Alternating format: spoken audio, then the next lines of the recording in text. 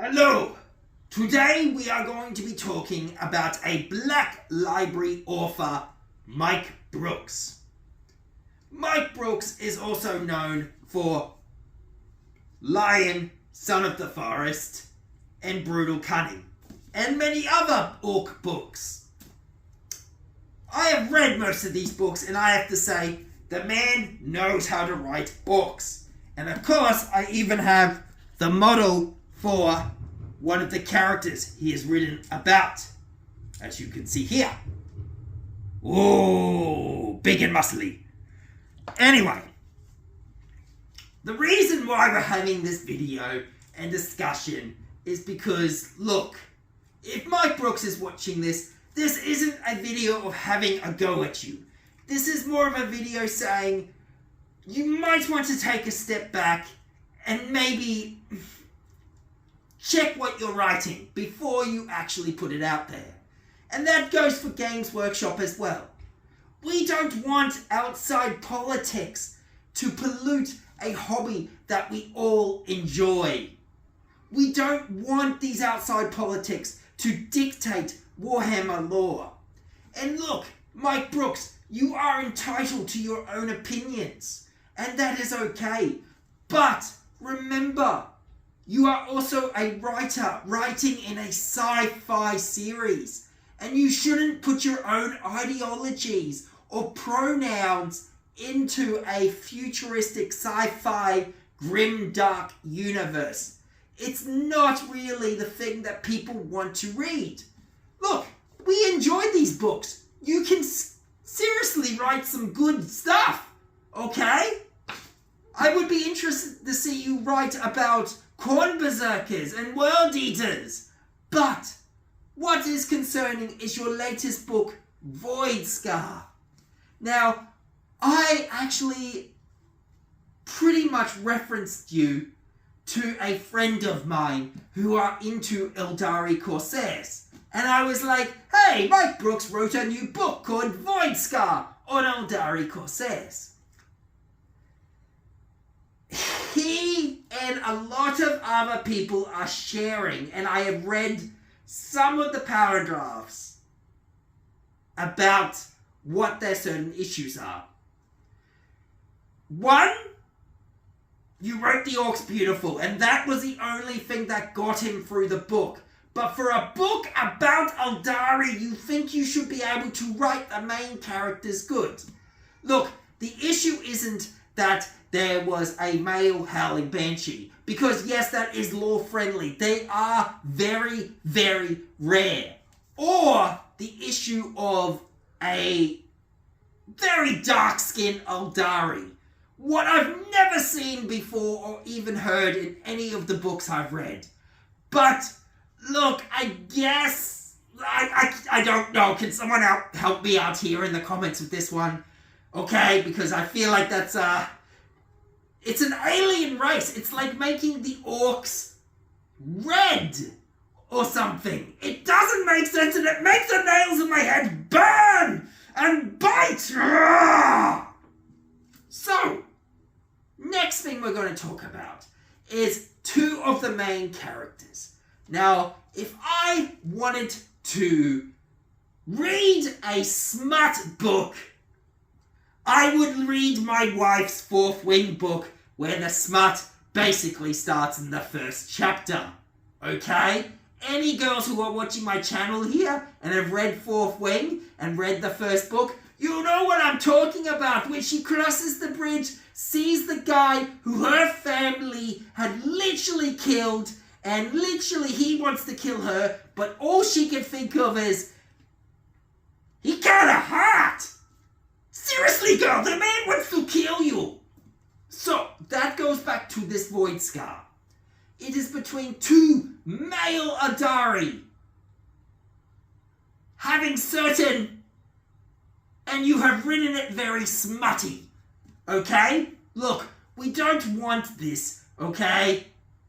It's something that he didn't want in his book. It's like, you know, when you watch Game of Thrones, and then there's the two guys, like it normally is like it's all good, like war and everything's all good, but then it goes to that one scene, and then someone walks into you watching it, and you turn around and say, I swear this is not what I'm into, and this is not what it's about. That is what he got from this. Okay? Look, Mike Brooks, you might have your own certain preferences, and that's okay if it is Eldari, them boys. Not going to judge you, but you shouldn't write this in your writings when we expect a certain standard, and especially when, kids actually read this stuff. Okay? So I don't want my son reading about that. Not at his age. I started reading Warhammer novels when as soon as I could be able to learn to read. God, I even read the first Horus Heresy book. I remember that was one of the first books I ever read. So at the end of the day, Mike Brooks, I'm giving when credit's due. You can write orcs.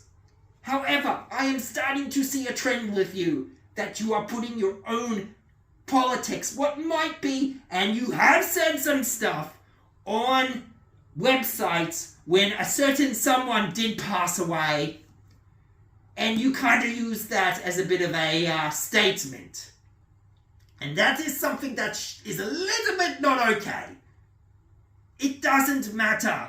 You should still be good. And that goes for you, Games Workshop. Seriously.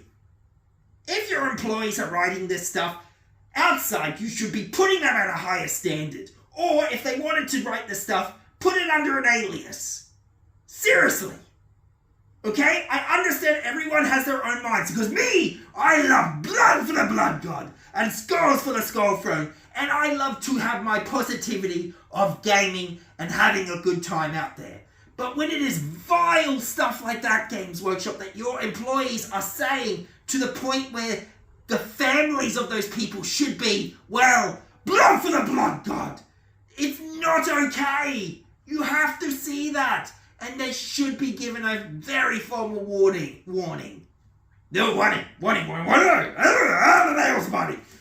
As I said, please keep outside politics and own ideologies out of Warhammer so we can have good novels, so we can have a good time, because this is our escape at the end of the day. We don't want ideologies put into our books.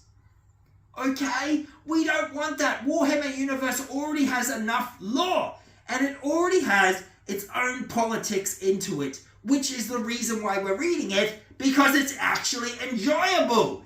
Not like most of the politics these days. So please, keep your statements out of it. That goes to you, Games Workshop. You have a good thing. Don't wreck it. And as always, blood for the blood god, skulls for the skull throne. And I swear there is nothing happening after this video. I repeat, there is nothing happening after this video, so you should log off right now and not watch the last minute and 30 seconds. I'm being serious, there's nothing. Okay? Love you.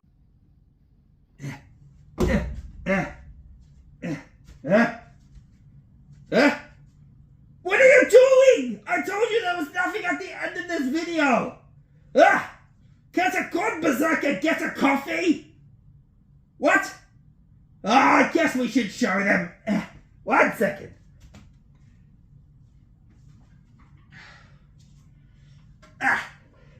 Now, as you are aware, I am going to Supernova this year at Brisbane.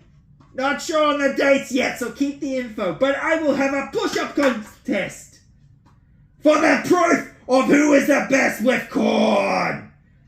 And the prize will be this 3D printed Primaris helmet that I swear I did not use as a poop bucket.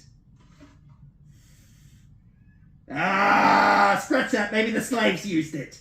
Anyway, if you are interested in this, just look for a buff Ripper from Borderlands 4 walking around. I'm sure you'll see me, as I will also be putting the photos up so you can use me as a reference.